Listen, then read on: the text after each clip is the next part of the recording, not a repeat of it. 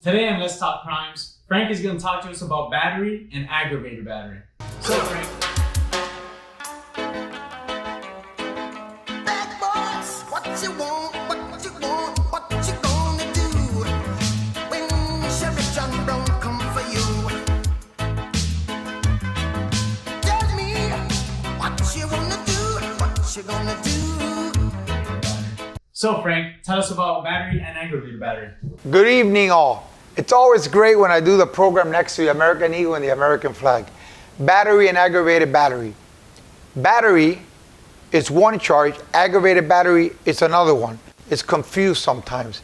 Battery, simple battery is sometimes referred to. It's a misdemeanor punishable up to 1 year in jail, if you remember my episode on felonies and misdemeanor.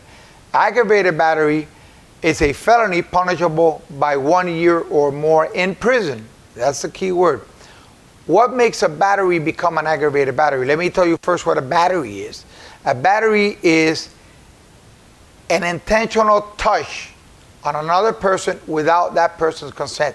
That's how simple it is. And I slow down when I say touch because that's all it really takes.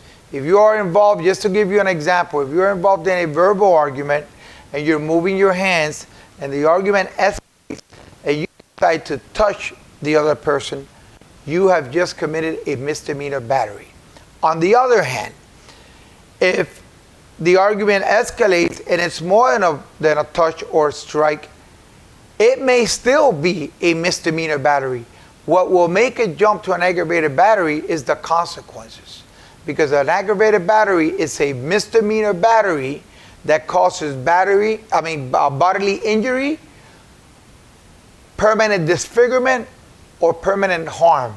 If it causes one of those three things, that misdemeanor battery now became an aggravated battery and a felony. So in a typical scenario, let's say, in a bar, an argument happens, people start pushing each other around, you push someone, that's a battery. Now you strike someone and they're bleeding, would you say that becomes an aggravated battery then? The bar fight is the perfect scenario. The bar fight is really the common one. It's almost exactly like you said it.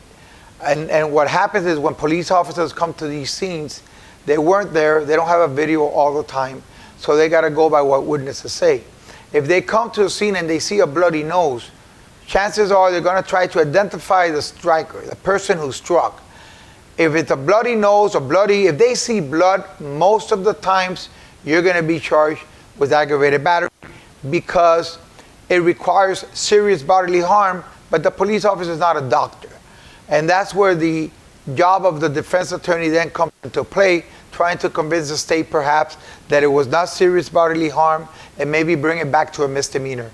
But if they see blood, chances are in almost every city, you're going to be charged with a felony charge. So, and now let's say it ended with just someone pushing each other, but they still charge you with battery. Is it likely that I go to prison for that, or? If you get charged with misdemeanor battery, you could go to jail, and the statute says it. Now, I've always told all my viewers, there's a difference between what the document and the statute says and what happens in real life. The truth is that on misdemeanor battery, people do not normally go to jail.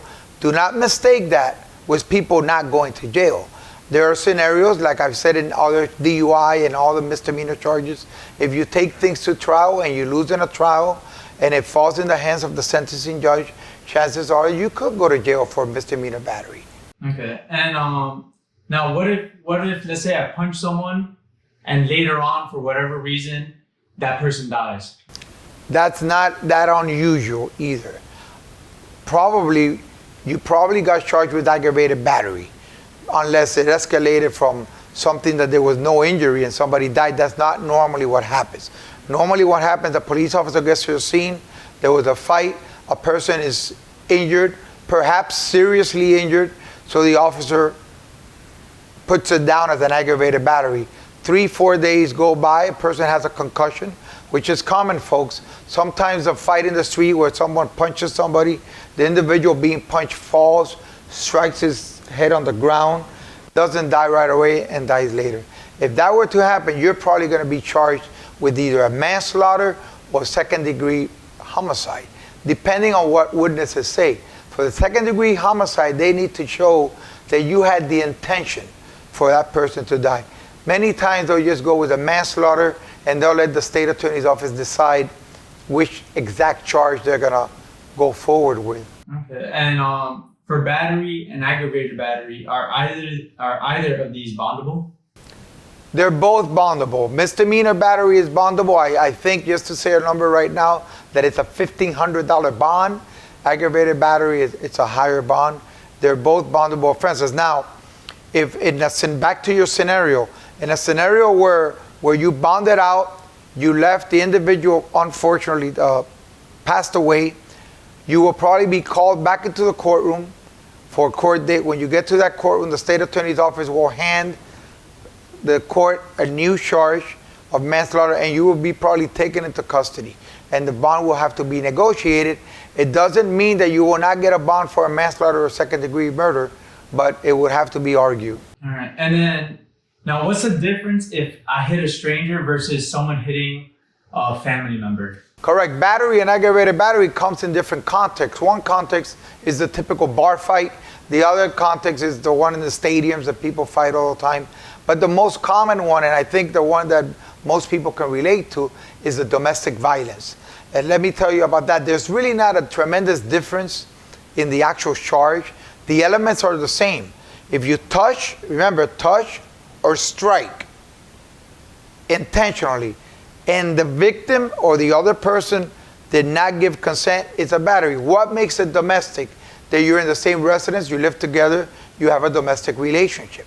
What is the real consequence versus domestic violence or regular battery? The consequence difference is that when you first get arrested, you cannot get out on bond until you see the magistrate in the morning or in the afternoon, depending at what time. Is that because they're scared for you to go back home and then maybe repeat whatever happened? That is the main reason. And the secondary reason is because the judge needs to give you a stay away order. He needs to order you to stay away from the victim because you may live in the same house.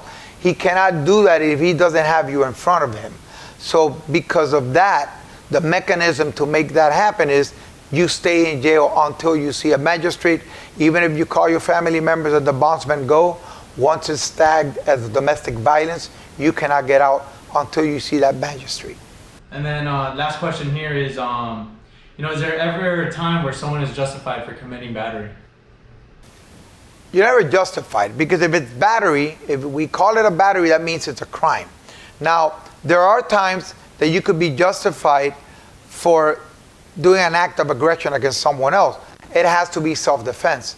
And I had an entire episode of self-defense. For the purpose of this one, and just briefly, you could act in self-defense when you reasonably feel that you are in imminent harm. Harm is going to come to you imminently. And that's the only time you can. You can look up the episodes, and there's one on self-defense, and it will go deep into self-defense. That's the only time that you're justified in using force. All right. Well, I think we answered all of the questions here. It's a great topic. We can go on and on because it happens in many different scenarios. We can have episodes on aggravated battery with a gun. There's another scenario where it's a burglary with an aggravated battery. That's a non-bondable offense. And I'm just touching bases on these things for later episodes. I hope you guys enjoy this. If you have any questions either on this episode or on something totally different, let's talk crimes@gmail.com. Please go ahead and email us there. Something that we were discussing that I want to bring up is that when you email these questions, you can either email them or you can put them as a suggestion on Facebook or on the channel. Another thing, when you go to the channel directly, to the YouTube channel, please go ahead, if you like these episodes, and subscribe. There's going to be a red button that says subscribe. Squeeze it, press it, do whatever you want with it. Subscribe to the channel. You're not going to have to remember on Wednesdays to tune in. You're going to get a notice and you can see all the episodes. Hopefully, as time goes on, there's going to be tens and hundreds of episodes, and this could be the come-to site for just general information on crimes. Have a great day, and see you next Wednesday. What you gonna do when they come for you gonna do? What you gonna do?